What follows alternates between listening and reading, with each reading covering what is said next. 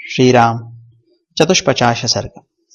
सीता का 5 वानरों के बीच अपने भूषण और वस्त्र को गिराना, रावण का लंका में पहुंचकर सीता को अंतःपुर में रखना तथा जनस्थान में 8 राक्षसों को गुप्तचर के रूप में रहने के लिए भेजना। रावण के द्वारा हरी जाती हुई विदेह नंदिनी सीता को उस समय कोई भी अपना सहायक नहीं दिखाई देता था। मार्ग में उन्होंने एक पर्वत के शिखर पर 5 श्रेष्ठ वानरों को बैठे देखा। तब सुंदर अंगों वाली विशाल लोचना भामिनी सीता ने यह सोचकर कि शायद ये भगवान श्री राम को कुछ समाचार कह सके, अपने सुनहरे रंग की रेशमी चादर उतारी और उसमें वस्त्र और आभूषण रखकर उसे उनके बीच में फेंक दिया। रावण बड़ी घबराहट में था, इसलिए सीता के इस कार्य को वह न जान सका। वे भूरी आंखों वाले श्रेष्ठ वानर उस समय उच्च स्वर से विलाप करती हुई विशाल लोचना सीता की ओर एकटक नेत्रों से देखने लगे। राक्षस राज रावण पंपा सरोवर को लांघकर रोती हुई मैथिली सीता को साथ लिए लंकापुरी की ओर चल दिया। निशाचर रावण बड़े हर्ष में भरकर सीता के रूप में अपनी मौत को ही हर कर लिए जा रहा था। उसने वैदेही के रूप में तीखे दाढ़ वाली महाविषैली नागिन को ही अपनी गोद में उठा रखा था। वह धनुष से छूटे हुए बाण की तरह तीव्र गति से चलकर आकाश मार्ग से अनेकानेक वनों, नदियों, पर्वतों और सरोवरों को तुरंत लांघ गया। उसने तिमि नामक मत्स्यों और नाकों के निवास स्थान एवं वरुण के अक्षय गृह समुद्र को भी, जो समस्त नदियों का आश्रय है, पार कर लिया। विदेह नंदिनी जगन्माता जानकी का अपहरण होते समय वरुणालय समुद्र को बड़ी घबराहट हुई। उससे उसकी उठी हुई लहरें शांत हो गईं। उसके भीतर रहने वाली मछलियां और बड़े बड़े सर्पों की गति रुक गई। उस समय आकाश में विचरने वाले चारण ये यों बोले, अब दशग्रीव रावण का यह अंतकाल निकट आ पहुंचा है। तथा सिद्धों ने भी यही बात दोहराई। सीता छटपटा रही थी। रावण ने अपनी साकार मृत्यु की भांति उन्हें अंग में लेकर लंकापुरी में प्रवेश किया। वहां पृथक पृथक विशाल राजमार्ग बने हुए थे। पुरी के द्वार पर बहुत से राक्षस इधर उधर फैले हुए थे तथा उस नगरी का विस्तार बहुत बड़ा था। उसमें जाकर रावण ने अपने अंतःपुर में प्रवेश किया। कजरारे नेत्र प्रांत वाली सीता शोक और मोह में डूबी हुई थी। रावण ने उन्हें अंतःपुर में रख दिया, मानो मयासुर ने मूर्तिमती आसुरी मया को वहां स्थापित कर दिया हो। विदर्भ टिप्पणी है।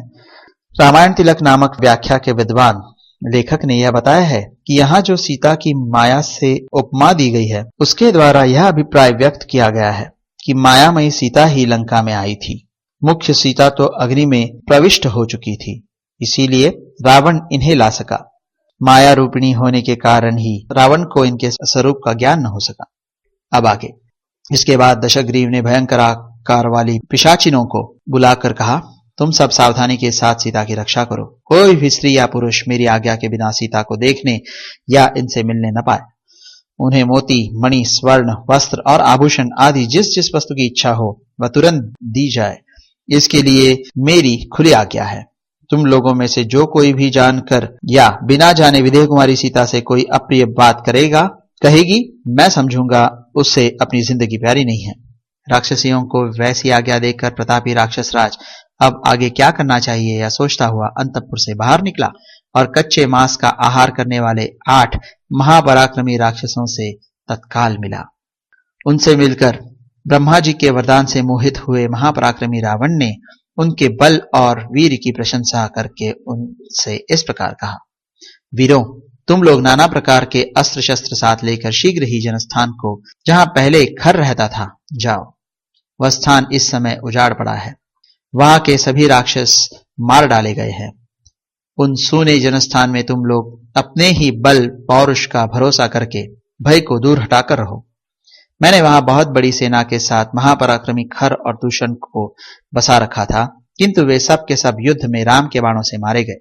इससे मेरे मन में अपूर्व क्रोध जाग उठा है और वह धैर्य की सीमा से ऊपर उठकर बढ़ने लगा है। इसीलिए राम के साथ मेरा बड़ा भारी और भयंकर वैर ठन गया है। मैं अपने महान शत्रु से उस वैर का बदला लेना चाहता हूं। उस शत्रु को संग्राम में मारे बिना मैं चैन से सो नहीं सकूंगा। राम ने खर और दूषण का वध किया है, अतः मैं भी इस समय उन्हें मारकर जब बदला चुका लूंगा तभी मुझे शांति मिलेगी। जैसे निर्धन मनुष्य धन पाकर संतुष्ट होता है, उसी प्रकार मैं राम का वध करके शांति पा सकूंगा। जनस्थान में रहकर तुम लोग रामचंद्र का समाचार जानो और वे कब क्या कर रहे हैं इसका ठीक ठीक पता लगाते रहो, और जो कुछ मालूम हो उसकी सूचना मेरे पास भेज दिया करो। तुम सभी निशाचर सावधानी के साथ वहां जाना और राम के वध के लिए सदा प्रयत्न करते रहना। मुझे अनेक बार युद्ध के मुहाने पर तुम लोगों के बल का परिचय मिल चुका है, इसीलिए इस जनस्थान में मैंने तुम ही लोगों को रखने का निश्चय किया है। रावण की यह महान प्रयोजन से भरी हुई प्रिय बातें सुनकर वे 8 राक्षस उसे प्रणाम करके अदृश्य हो एक साथ ही लंका को छोड़कर जनस्थान की ओर प्रस्थित हो गए।